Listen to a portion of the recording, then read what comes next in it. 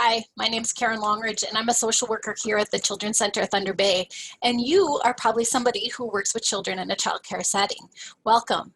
We have created this very brief presentation around children's mental health in the early learning environment in response to some of the questions and needs that have been presented to us, specifically to be able to watch something on your own time and to also give you some information to help you in the very important work that you do. So this is going to be a brief presentation. Know that it's really just going to scratch the surface, but I hope it does give you some information and maybe pique your interest to do one of our further trainings on children's mental health, specifically in the childcare environment. And I do hope that this will be of some use and benefit to you. So I'm going to go ahead and start the presentation here.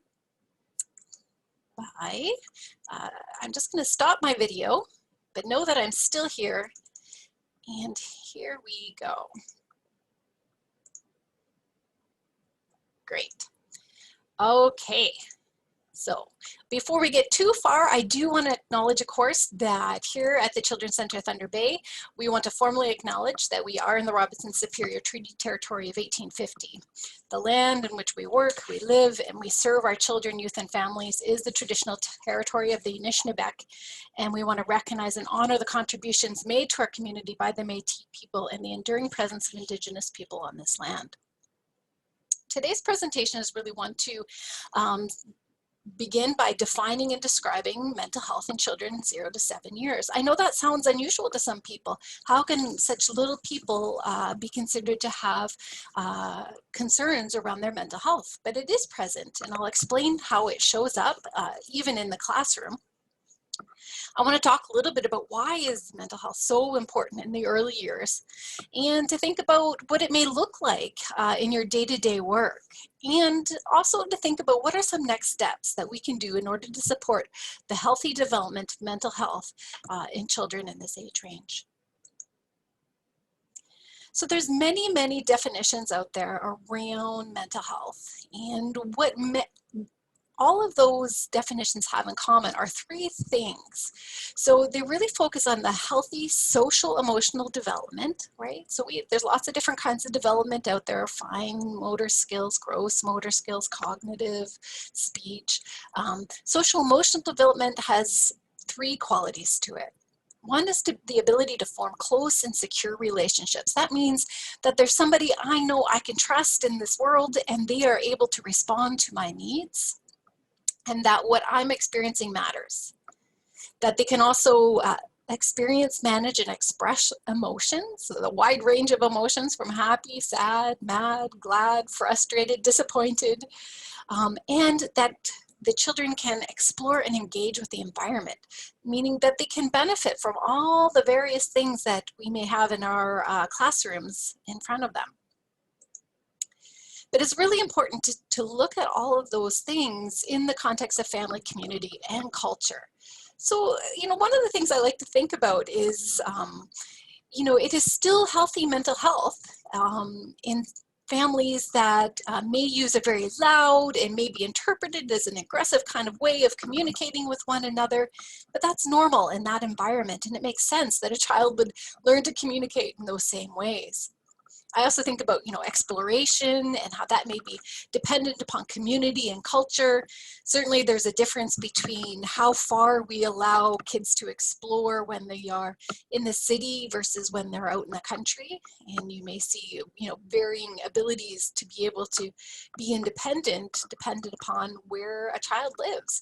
That's all okay. And so it's not really comparing one against the other or saying this is the right way. It's really being mindful and curious about how does this work? How has this child learned those skills? And does it make sense for the environment in which they live in? So those three qualities, relationship, regulation, and engagement, are part of the development of social and emotional skills. Like I said before, there's lots of different kinds of skills that we pay attention to. Is the child crawling? When did the child start crawling? When did they say their first word? Can they, logically put one object before another? Those kind of things. We're pretty good, I think, in the childcare field at assessing and paying attention to. But we really do need to pay attention to a child's social emotional skills in managing relationships, regulation, and engagement, because all of those things will really help their learning in the other ways. Right? So it is through relationship that a child will learn to speak because they've got somebody who is speaking to them, and they learn that that's a really valuable experience to try to verbalize and vocalize their thoughts, right? When we think of relationships in childcare, I know many people, many educators will say, but I am not the parent. And you're right, you are not the parent. Educators cannot replace caregivers. And it's important to know that. And educators have a really fundamental role in helping children learn through relationship and knowing that the child knows that you're there for them. It can be protective, it can certainly be corrective if need be.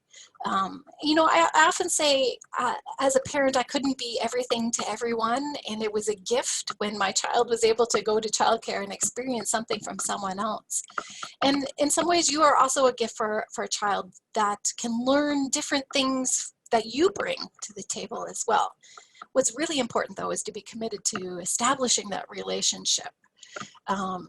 Because we are hardwired for connection, right? Children look for relationships. They need to know that what they do matters. And there's a real difference between attachment, which is how the child feels. The child feels that, you know, if I have a difficult moment, you're going to be there for me. And there's a difference between attachment and bonding. So bonding is really about how the adult feels about the child. I may love you and I may want the very best for you, but am I really able to be there for you? So just recognize that those two things can be very different. Sometimes the adults have the best intentions, but how the child interprets it can not be the same way that we intended. Secure relationships have really consistent and predictable adults that explore both the exploration of the child. You can go out and try something new, and offers really secure comfort during difficult times. That child knows that I'm, as the adult, I'm not going to get overwhelmed by your big feelings. That concept of being both firm but kind, meaning we don't allow children to kind of take over or be concerned about our emotions, that we can handle it, is an important part of a secure relationship. And the other part is really around delight, which is, I see the light in you in your darkest of days. And we all want this in a relationship with somebody else, that even when I'm having the hardest time, that we can still see the best in that person. All of these things are something we discuss further in our Circle Security parenting program that we do run for educators. It's 8 weeks long, but it's a really good opportunity to think about how do you establish relationships, and then what gets in the way of maintaining or establishing that relationship. The truth is in childcare, children often come to us expecting the adults to behave in a similar way that they've already experienced. So if you know, they come to us expecting and believing that all the adults in the world are able to meet their emotional needs, that's a great thing. They're going to ask for us really clearly to help them out when they're having a difficult time.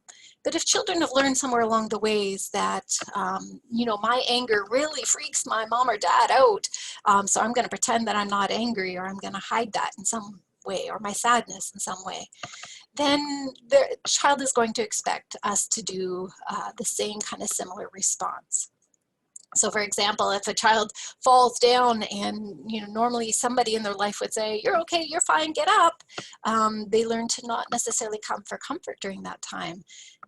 The same may also be the expectation from their educator. So if a child falls down and hurts themselves pretty hard, but they're not asking or looking for any kind of comfort from you, that's a curious moment. What's happening for that child? Why aren't they asking for comfort?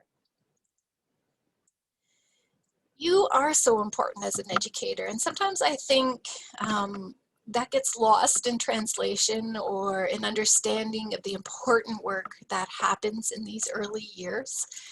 And your ability to maintain relationship is really helpful to children. Children are pretty simple in how they understand relationships.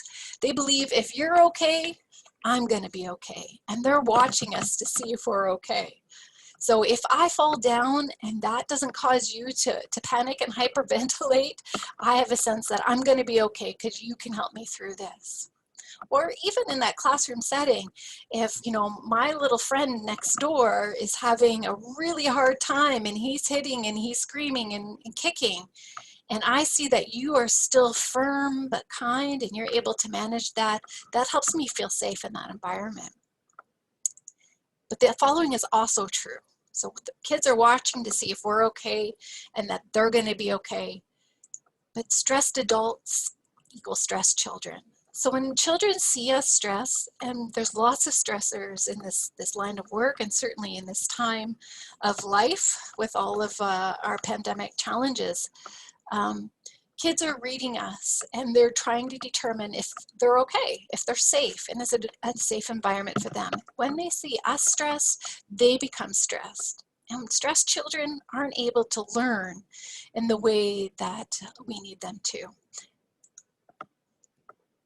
So we talked about relationships. Here's where we get a little bit worried when things can kind of go wrong. When a child doesn't believe the adult can meet their needs, I kind of referred to this earlier, to either explore or to receive comfort. So that means we're doing something as the adult to show them that we're not okay with them going out and learning a new skill, even if it feels like a high-risk behavior, or to come in and receive comfort. They may pull away or pretend they don't need you, right? So these children in our programs look very aloof. They don't ask for much from us. In fact, they're kind of avoiding establishing a relationship because it seems like it's hard work and maybe you're not really there for me in the way I might need you to be. So I'm just not going to try at all, is kind of how their thinking goes. And that's not a great thing for them to learn at such an early age, because the truth is their learning happens in relationships. They need to trust that we're going to be there for them and that we can respond to their needs. They may also cling to the adults and act as though they can't separate from you. So the very smallest of things cause them to melt down. You know, maybe it's time to go outside and play, but what's happening is the child thinks it's not safe for me to go outside and play, and so I'm going to just stay with you and not, again, take that as an opportunity to learn and grow and develop. Some children will do both, but unpredictably. So there's this real push-pull quality to the relationships. And most educators will say, I don't know what they're asking from me. Sometimes they want me to come in and give some nurturing and comfort, but as soon as I go and do that, then they bop me on the nose or they push me away in some way. And so I kind of feel like they don't want me to be near them. So I never know if I should go to them when they're distressed or when they're not. That's a time to be concerned, and it's certainly a time to kind of reach out and get some further support. The other time I get concerned is really around adults. Remember, stressed adults equals stressed children. When the adult stress shows up as them being really scared and maybe walking on a lot of eggshells and not following through with what needs to be followed through, right? That firm part. Or they may be frightening, you know, that loud tone of voice, or rejecting in some way, not intentionally, of course. That's the kind part that might not be as present as we would hope. That's also time for concern and support and intervention, because the child may not be able to predict how that adult is going to respond in any situation. Remember, consistency and predictability are things that bring safety to children. So establishing a secure relationship with the adults in the world, in the absence of their parents or primary caregiver, that becomes their educator. And that is a real huge criteria to the development of healthy mental health.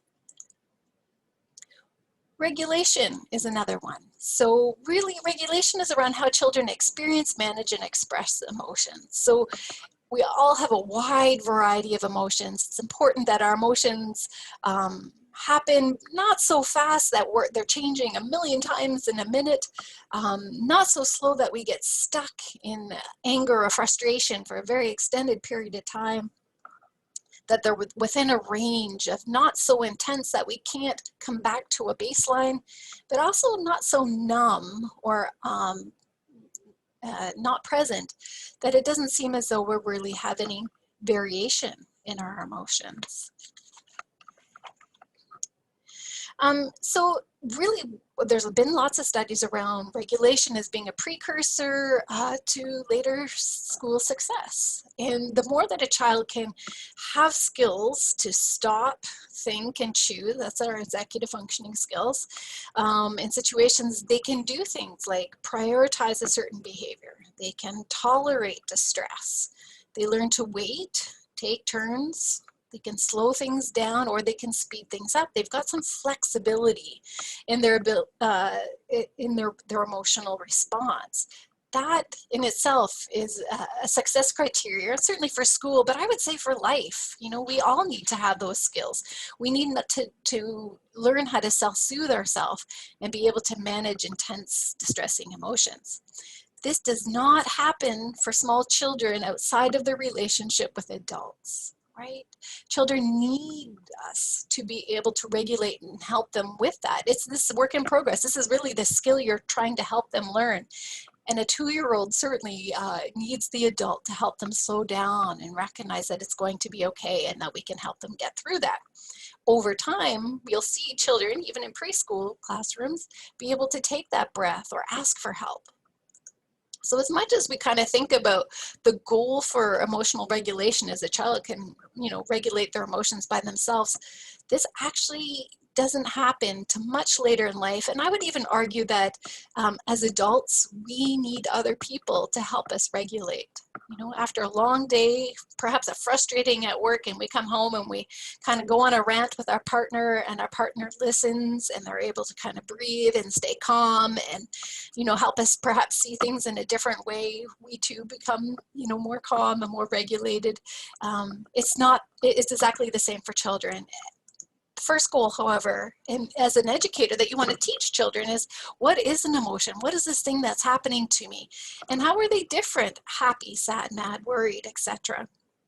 Just even being able to recognize and have the literacy to know that there's different emotions out there, and that I experience these emotions first, but that also other people experience emotions. I might be really happy that I got the last special dessert from lunch, and my friend next to me may be very sad because they didn't get that. They're both true. And the secondary to that is, not only do people have different emotions, but emotions come in different sizes. They can be big or little. And in fact, right around the age between 2 and 3, we can start to ask our littles, so is this a big deal or is this a little deal? And they might be able to tell us how important or how strongly they feel around this. And we as educators need to also help them learn that by saying, wow, this is a really big deal for you right now. I can see how upset you are. But finally, we get to the stage of the child saying, okay, I've got this emotion. I know that it's a really big one. Who can help me with this, right? So we want kids to learn to look to the adults to say, hey, this is big. I need help with this. And then in that repeated experience over and over, the child learns what they can do. Right? So it's really unrealistic in this age range to expect children to regulate their own emotions without some kind of support or help. And they're learning. And that's kind of our goal, is to help them think about that. Even our smallest infants learn over time that when I'm upset, if I suck my fingers or my thumbs, that soothes me and that might help me hold on the next 3 minutes until my food is ready. Right? All the way to older kids. And, you know, there's some hilarious kind of YouTube moments out there asking kids to wait for a marshmallow, the marshmallow experience. That if they, you know, they can eat one now, or if they wait until the person comes back, they get 2 later. And they do all sorts of things to help them regulate their emotions. Some of them will look away, some of them will get up and move around, others will distract themselves. You can see some kids taking deep breaths. All of those are regulation strategies that children have learned over time. Finally, an aspect of mental health in children is, how can they engage in the environment? How is it that they're going to use all the materials that we may be able to share with them? And it's really important to recognize that when children feel safe, they're calm and curious and ready to learn. Now, just because I know I'm a safe person does not mean that a child knows I'm a safe person. And so we really need to think about, how does the child see me, and not just how do I feel about it. Because children who don't feel safe or are dysregulated, they're really limited in their ability to benefit even from the best environment. So these kids kind of get stuck, right? They may not be learning or developing or building new skills like their peers are, because they're not feeling safe or secure. And they need to know that we are both a safe base for them to go off and explore from, and a safe haven for them to come into when things are distressing. We get concerned around a child's engagement in the environment when it seems like they're stuck in some ways. Maybe they're not participating in activities that would typically be interesting to them. You know that little Karen loves gardening, and so we're outside and we're working in the garden, but she's just withdrawn, doesn't want to participate, isn't engaged, not using any materials. That would be a time to be concerned. Some kids just don't know how to engage in activities. So if I've never played with Play-Doh before, I may choose to throw it or stamp on it or take it from somebody else, but I really don't know all the things that I could be doing with it. I might need some help with that. Some kids will do a specific activity over and over, but they're not expanding on it. So I think of little guys that sometimes get stuck on washing their hands, right? We're going to be doing lots of hand washing. And rather than, using soap, washing, drying, moving on with that, or even using water to pour or to, expand upon, they just get stuck with the sensation of it running over their hands. So it's not necessarily functional. They just kind of get stuck on it. And stuck can also look like they get preoccupied by something else. So if I'm always worried about, when is mom going to come and get me? And that means I'm not really, playing or able to, observe my peers or play with my peers or just engage in anything at all. That's a time to be concerned as well. We also want to think about, are their play skills underdeveloped? There's certain stages, and we would go into this a little bit more in our extended version around the different stages of play and engagement. And when you see a child not really reaching a stage of mutual play or parallel play, it's a time to be curious about what's happening. So when things aren't on track, kids can't say to us, I had this worry and it stopped me from sleeping, and I really wish you could talk to me and help me feel safe right now. They're going to show us in their behavior that things are not okay from them. And, behavior sometimes looks really external. That's the aggressive hitting, kicking, spitting, fighting, pushing little one. But sometimes it's also internalized, the withdrawal, lack of interest, and retreat of a child that we need to be equally concerned about. Now, I gave some examples here about different kinds of behavior that speak to perhaps a need to look into it a little bit further. We often call this difficult behavior, and I really want you to think about, is this behavior difficult for me or is it difficult for the child? Because sometimes behavior may be more challenging for one educator than it is for another. And we need to just really be mindful, is this, how I'm feeling about it, or is this about how the child is experiencing it? Some common things we see when children are referred to us, and I want to make note that this is really around a very consistent, persistent issue that isn't responding to your typical redirection or ignoring or social story, any of those kind of things. We've tried our best and it's still kind of stuck in that way.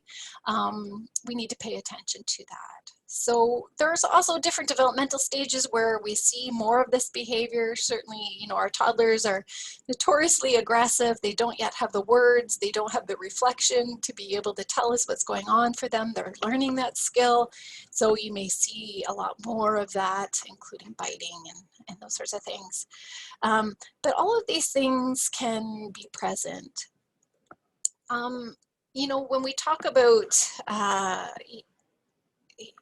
being concerned, think about how long has this been happening? Is there a context around it? You know, if we have a new sibling at home and the child's not sleeping, or they're feeling, you know, the change of the family, we may see, of course, some regressive behavior. That would be normal to see. But if we, you know, continue to see that happen 6 months after, or there's something else that we're just not sure what's happening, it's time to reach out and ask for additional support. It's really important to recognize that mental health can exist for a variety of reasons. There's lots of research now that talks and looks into these three areas. Certainly genetics and temperament. Sometimes we are just born to be a little bit more feisty or spirited. We may also have within our genetic pool predisposition to some mental health concerns. That does not mean, however, that it's a for sure thing. There's lots of things can influence the showing up or the turning on of those kind of genes. Certainly how a child's brain develops and how it's wired, and any kind of things that may happen to it early in life can impact how a child's presentation of mental health shows up. And of course, family and environmental relationships can all impact. We know that trauma can exacerbate anything that's already there. So, you know, there's things when I think of like autism that as a developmental disorder, that, you know, there's lots of layers to why that may be happening and why it may be showing up, which we don't have all the answers to. I think of attention deficit hyperactive disorder, so that's a regulation issue. That may be how a child's brain is wired and how receptive it is to certain brain chemicals. Certainly that temperament, that match between an educator and a child can really impact how difficult you read some of their behaviors, right? If you're really a busy, outgoing, gregarious kind of educator, then you're going to recognize and, you know, enjoy and delight in that in a small one. But if you're an introverted, you know, very kind of quiet, thoughtful person, then that kind of presentation in a child might be harder to delight in, right? What I really want you to think though is, you know, we can spend a lot of time thinking about, is this the chicken or the egg? What came first? Why is this happening? And I would encourage you not to get stuck there, because you know, mental illness can and does occur in the presence of good attachment and healthy, nurturing relationships. It doesn't matter why, so much it is about what are we going to do to help support that child. And that's our next step. In our presentations that we offer is really, what are some of the things we could do on the floor in the moment when a child presents in a variety of ways. So if this interests you, I'll give you some more information at the end of the presentation on how we're going to support that. Some things we know that you can do as an early childhood educator. Again, you're so important to this child and to this stage of development. One, I want you to have hope. Sometimes it feels as though, you know, our little people have had a really hard start in life, but we are at an amazing stage of their development where we can do some really reparative work, and we're building a brain like we can not do at any other point in life. So that's a really wonderful thing. Have hope, be positive. Also be reflective. Don't try to take that child's behavior personally, even when it feels that way. It seems as though they're only, you know, biting you. It's really a time to kind of stand back and say, okay, whoa, what's happening? What is this about? How can I get curious about this and not get stuck in thinking that it's about me personally? Be really mindful about how you're feeling and how does it show up, because kids are masters. They making sure and evaluating, is what we're saying really how we're feeling, because the rest of our body will tell them that. And children assess, especially before they have language, everything about them is trying to figure us out. And that's why when we say one thing and we don't follow through, it's really confusing to them. They, you know, oh, I really, really like you, but you're your hands are clenched and you got a furrow to your brow, doesn't mean you dislike that child, but the child's recognizing there's something happening here that's not matching up. What's that about? And again, safety, feeling safe, feeling secure is the foundation for being able to learn. And so we need to make sure that those pieces are in place. Always reach out. Know that we're here to support the work that you do, and certainly children and families. You know, mental health is not something that should be thought of as just in isolation, down to the responsibility of one caregiver, one child care center, one social worker.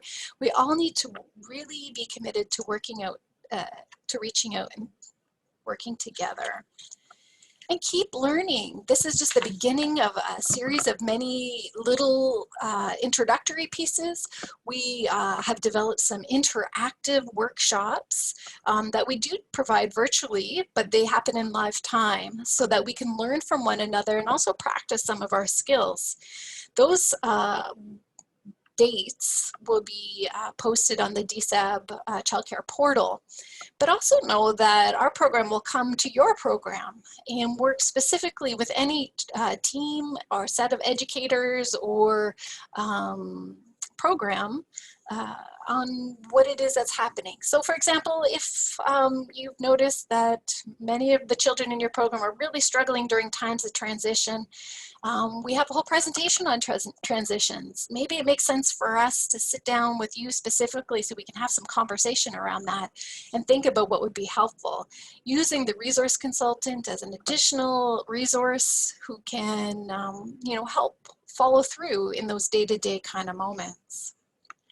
Lots of different kind of workshops we have out there, certainly on self-care for educators, trauma, more regulation, setting up your environment, circle security, lots and lots of different opportunities there. So know that we are here to help. If you found this presentation, you found our website, take a good look. There's lots of resources there for you and for families of children. I'm not going to get into all the services because there's so many, but know that we are committed. And if you think there's a gap, let us know. We do want to be responsive to our community. The two programs that are specifically designed to support the work in the early learning environment, one is our resource consultants, that's the SNRP program. They can work with you as educators and the center to provide visuals, to think about how to integrate children into your program so that everyone's needs are being met. A hugely resourceful team, and if you need something from them, absolutely ask, because they will be there for them. My program, PACP, Preschool Assessment Consultation Program, services all ages in childcare. It's really for when we've done everything we know and it's still not quite on track, whether that's for an individual child or for a program, and certainly to offer lots of training so that we have a wide variety of supports available to you in your center. So if you're interested and you want more, again, speak to your supervisor and or resource consultant about things we can bring directly to your center. And stay tuned, because through the DSAB childcare portal, we're going to be posting lots of extended training opportunities to be able to access. Some of them will be 2 hours in live time, interactive presentations. Some of them will be even longer, like the Circle Security program, or even a longer, a more thorough training on mental health. So I want to leave you with this, because I think this really sums up the important parts around children's mental health in 0 to 7, is recognizing that there are no bad kids. They're just impressionable, young, conflicted people. They have big emotions and impulses, and they're trying to communicate their feelings and needs in the only way that they know how. And I really want you to know that we do support the hard work that you do in child care centers. And you're not alone, and we very much want to be a partner in your learning and in your growth and development and the work that you do. So thank you for your time today. I think if you have any questions, concerns, or comments, you are welcome to reach out to your resource consultant and or reach out to me at klongridge@childrencenter.com. .ca. Okay, take good care.